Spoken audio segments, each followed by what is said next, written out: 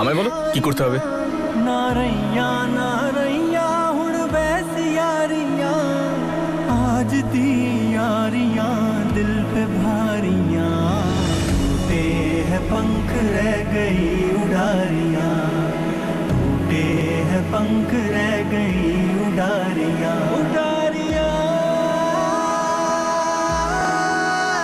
उड़ारियां। ঈশান আমি করে নিচ্ছি। একা কেন করবে? আমি আমি আছি তো তোমায় সাহায্য করার জন্য। Don't worry.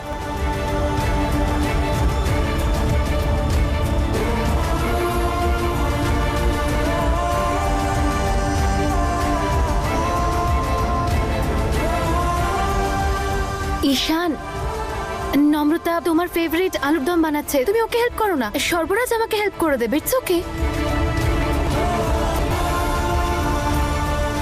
অ্যাকচুয়ালি আমার একটা আর্জেন্ট কাজে বাইরে যেতে হবে, আমি আসছি। ঠিক আছে।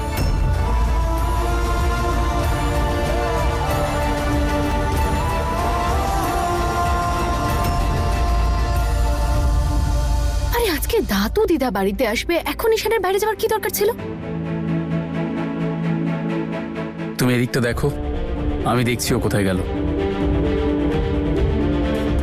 হিয়া, জল নিয়ে আয়।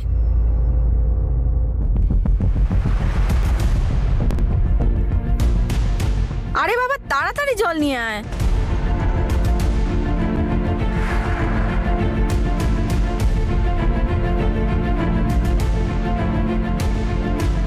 তুমি হয়তো দেখতে পাওনি, কিন্তু জল টেবিলেই রাখা আছে। তাতে কি হয়েছে?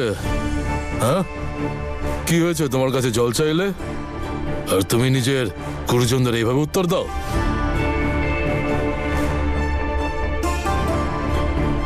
এত গরমে এত গরম জল? আরে যা তো, ফ্রিজ থেকে ঠান্ডা জল বার করে নিয়ে আয়।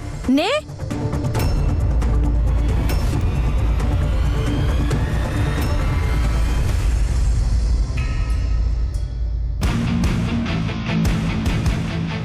মুখ দেখছিস কেন?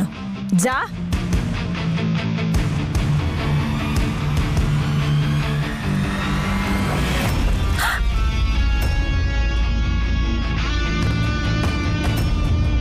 তোর সাহস কি করে হলো?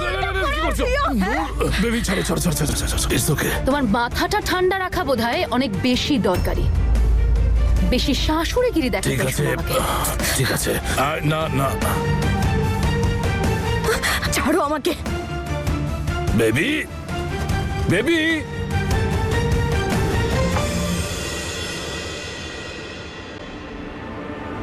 আরে সর্বরাজ আর ঈশান একসাথে গেল কোথায়?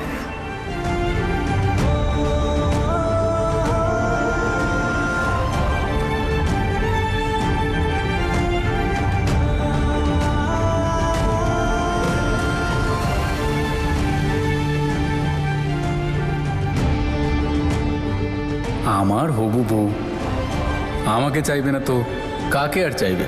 তোকে।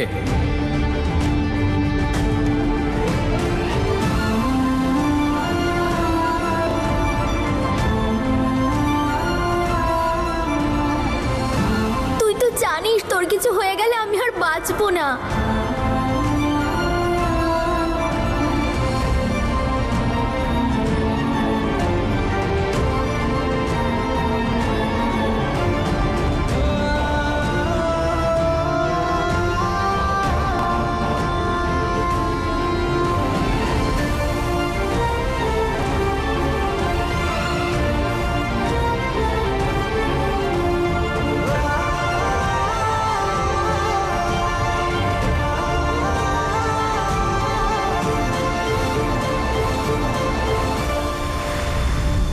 ক্ষেতের মধ্যে মাচায় এসে শুয়ে থাকার অভ্যেসটা তোর গেল না? হ্যাঁ,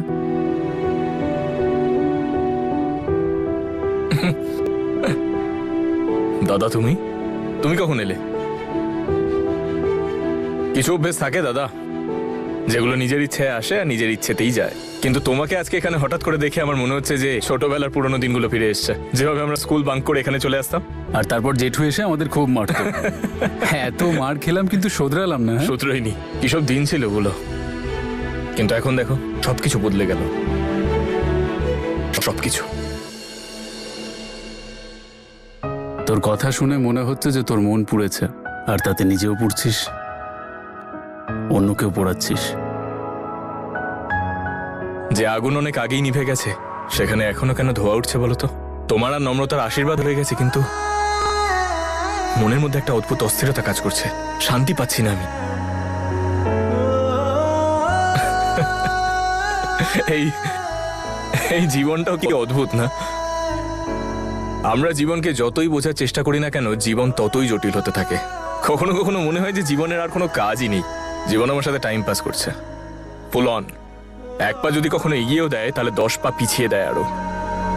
জীবনকে যত কাছ থেকে দেখে ততই মনে হয় যে এগুলো কি শুধু আমার সাথেই হচ্ছে। কখনো ভাবিনি এটা।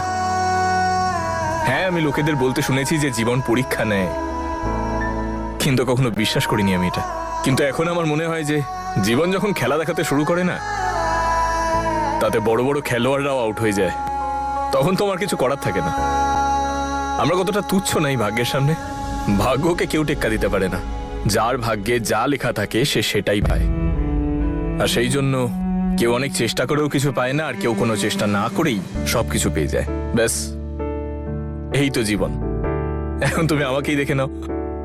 আমি নম্রতাকে ভোলার জন্য কত চেষ্টা করছিলাম, কিন্তু জানি না হঠাৎ করে ও আমার জীবনে আবার কি করে যুক্ত হলো। ও হ্যালো, নম্রতা তোর জীবনের সাথে নয়, আমার জীবনের সাথে যুক্ত হয়েছে। ওটাই তো আমি বলছি দাদা, সেটাই তো আমি তোমাকে বারবার বোঝানোর চেষ্টা করছি যে এই গোটা পৃথিবীতে ও শুধু আমারই দাদাকে পেয়েছিল। দেখ, জীবনে কার সাথে কোথায় দেখা হবে সেটা তো তুই আগে থেকে এমনিতেও বুঝতে পারবি না। আর যখন জীবনে অঢেল সময় রয়েছে, তাহলে আমাদের কিসের তারা? যখন সময় হবে তখন দেখা যাবে। কেমন আছো দাদু দিদা? এই দেখো দাদু দিদা। আচ্ছা শোনো, এই সিঙ্গাড়াগুলো কিন্তু আমি বানিয়েছি। তুমি টেস্ট করে বলবে কেমন হয়েছে খেতে। চাটনিটা নম্রতা বানিয়েছে, তাই না? কারেক্ট। আরে কি বলছো তোমরা? আজকের অনুষ্ঠানটা তো নূরকে নিয়ে, তাহলে নূরে নিশ্চয়ই সব রান্না করেছে, তাই না? কি বলছিস শিয়া তুই? সিঙ্গাড়া তুই বানিয়েছিস, চাটনি বানিয়েছে নম্রতা, তাহলে নূর কি বানিয়েছে? এ কি মাম্মা, পৃথিবী এত এগিয়ে গেছে আর তুমি ওখানেই পড়ে আছো। আমি হালুয়া বানিয়েছি, মিষ্টি বানিয়েছি, মানে তো সবকিছুই বানিয়েছি, তাই না? হ্যাঁ,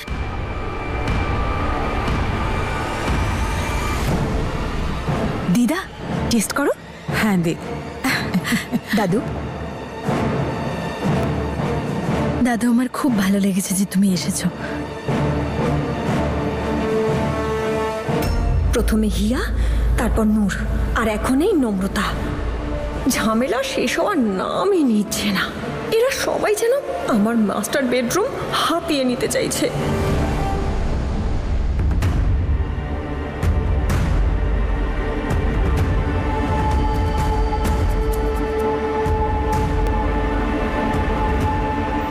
চা। সবাইকে চা করে খাওয়াচ্ছিস, রান্না করছিস? আরে এতই যদি ইচ্ছে ছিল এই বাড়ির বউ হওয়ার, তাহলে আমার ছেলেটাকে ছেড়ে দিলি কেন? আমার ছেলেটার জীবন একেবারে শেষ করে দিলি।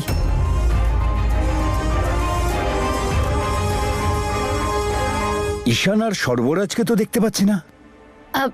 দাদু, ওরা দুজন এক্ষুনি চলে আসবে।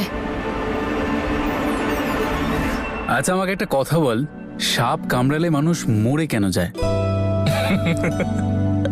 তোমার প্রশ্নের মধ্যেই তোমার উত্তর আছে।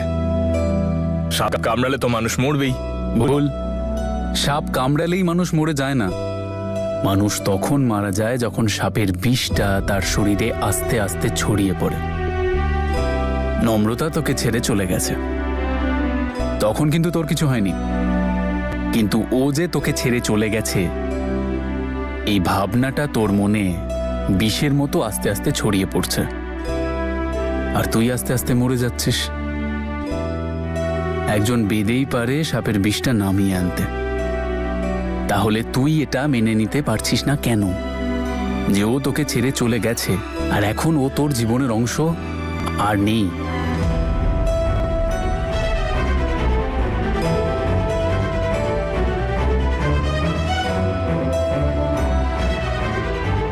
জীবনের প্রতি অভিযোগ তোর থাকতেই পারে, কিন্তু সেই জীবনেই তুই হিয়াকে পেয়েছিস, তার মূল্য কি তুই দিচ্ছিস? ওর হাতটা ধর, ওর সাথে এগিয়ে যা, যেভাবে নম্রতা আমার সঙ্গে এগিয়ে যাচ্ছে। তোমার কি মনে হচ্ছে দাদা, আমি এগোতে চাইছি না? আমি প্রত্যেকদিন চেষ্টা করছি এগিয়ে যাওয়া, ট্রাস্ট মি।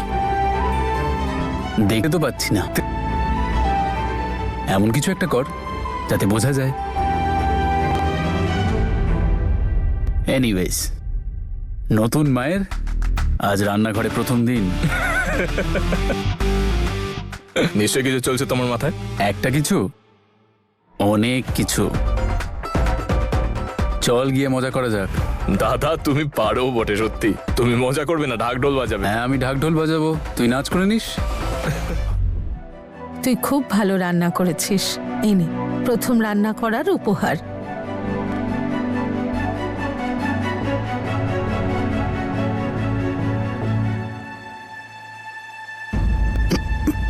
সুখী হ।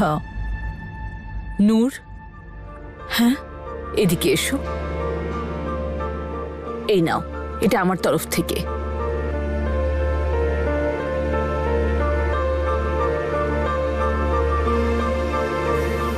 Thank you.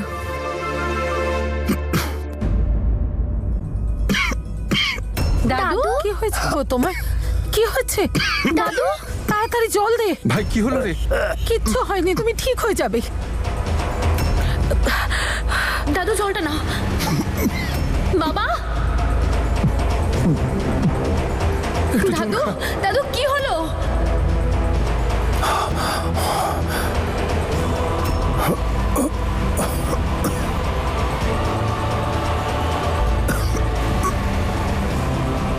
সর্বরাজ, দেখো না দাদুর কি হয়েছে।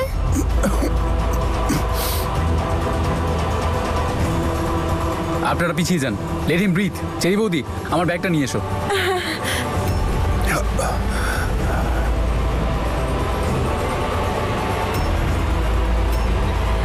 দাদু আমাদের কি দারুণ সুযোগ দিয়েছে, এবার দেখো আমি কি করি।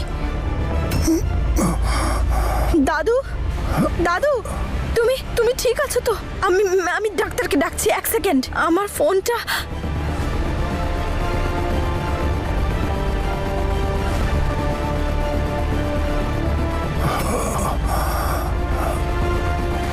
আপনি এক্ষুনি চলে আসুন। বললু খুব তোমার তাড়াতাড়ি। নতুন বউয়ের বোধহয় মেমোরি লস হয়েছে, একটু বেশি করে বাদাম খাওয়াও। উনি ভুলে গেছেন যে ডাক্তার পেশেন্টের কাছেই রয়েছে।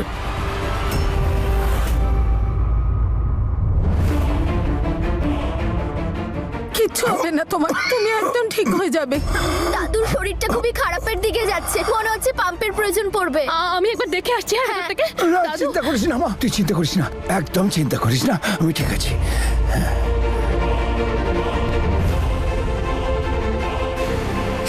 দাদু, মা, বাবার অবস্থা আমার ঠিক লাগছে না, বাবাকে এক্ষুনি হসপিটাল নিয়ে চলো। না রে মা, তোকে কোথাও যেতে হবে না, তুই এখানেই থাক, আমি ঠিক আছি, যেতে হবে না।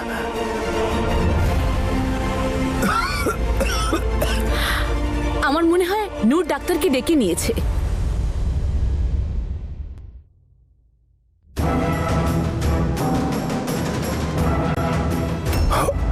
আই থিঙ্ক ওনাকে হাসপাতালে নিয়ে যেতে হবে। ব্লাড প্রেশার অনেকটা বেড়ে গেছে। আপনি শুধু একবার এখানে সাইন করে দিন, তারপর ওনাকে যেখানে নিয়ে যাবেন নিয়ে যেতে পারেন। আপনি কোন পেপারসের কথা বলছেন? আপনি কি? আমি একজন লয়ার। লয়ার?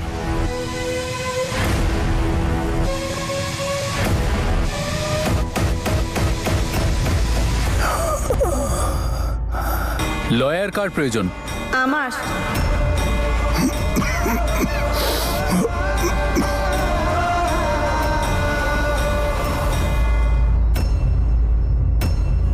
ডাক্তারের চেয়ে বেশি লয়ারকে প্রয়োজন।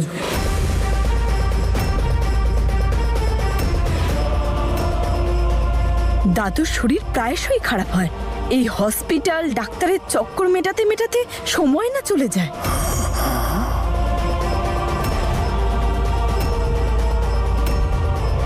জমির ডিসিশনটা আজই হবে, আর উইল আজই তৈরি হবে। আর হ্যাঁ, জমিটা 3 ভাগে ভাগ হবে। কারোর জমিটা প্রয়োজন হোক বা না হোক, আমি আমার ভাগটা চাই।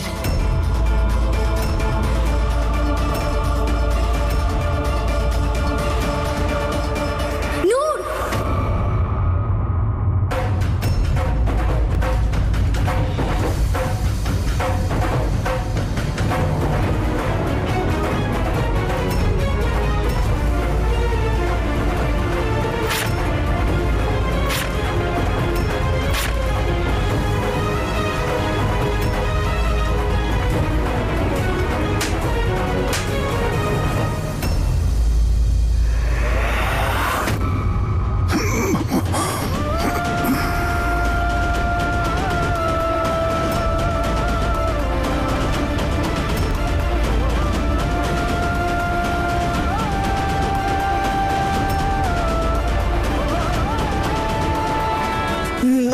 না না, নতুন মা না।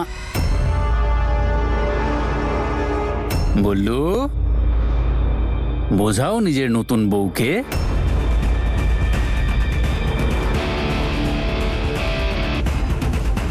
তোমার হাতটা তো সলিড মিস ফিয়ান্সে, নতুন মায়ের গাল লাল হয়ে গেছে। চেরি বৌদি, নতুন মায়ের জন্য একটু আইস প্যাক নিয়ে এসো। তোমার সাহস কি করে হলো আমার বইয়ের গায়ে হাত তোলার? আমাদের বংশের রক্ত কি ঠান্ডা হয়ে গেছে নাকি যে সবাই চুপচাপ দাঁড়িয়ে আছো? কেউ বলো ওকে যে নূর শুধু আর ওর বোন নেই, এই বাড়ির বড়দের মধ্যে একজন।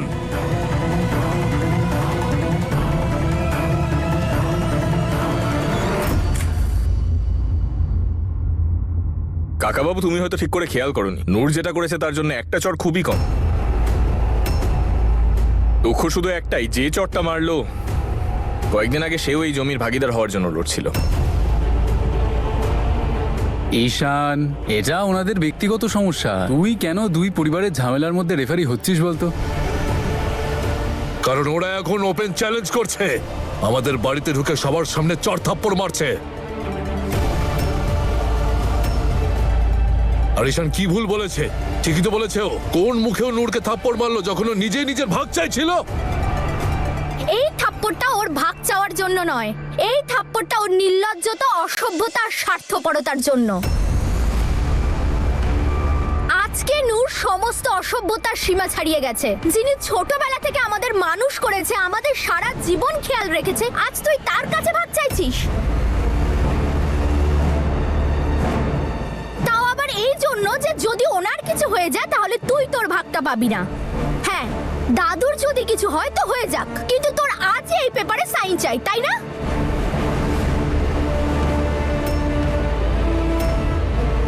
যে বিষয় নিয়ে তুমি এখানে এত গলাবাজি করছো সেটাকে প্র্যাকটিক্যাল হওয়া বলে। কি এমন ভুল বলেছে নূর? একটা কথা বলি, যখন নিজের মেয়ের বয়সী একজনকে বিয়ে করলেন তখন এতটা প্র্যাকটিক্যাল ছিলেন না কেন?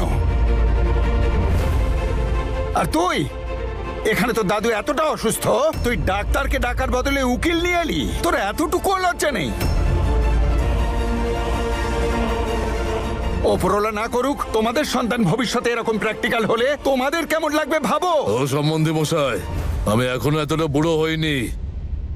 আর আজ ওনার জায়গায় এই অবস্থায় আমি থাকলে আমি নিজেই উকিলকে ডেকে পাঠাতাম।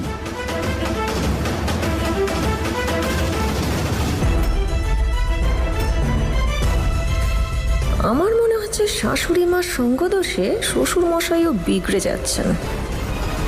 দারুণ বলেছো বল্লু, একদম কাজের কথা বলেছো। মনে আছে বল্লু, কয়েকদিন আগে তোমাকে আমি বলেছিলাম যে আমার বাবা বড় হয়ে গেছে। সেখানে একটা জিনিস অ্যাড করতে চাই, আমার বাবা বড় এবং সেই সঙ্গে বুদ্ধিমান হয়ে গেছে। I am proud of you Ballu. উকিল বাবু, মিস ফিয়ন্সে আপনার বানানো উইলটা তো ছিঁড়ে ফেলেছে। একটা কাজ করুন, আর একবার বানিয়ে ফেলুন।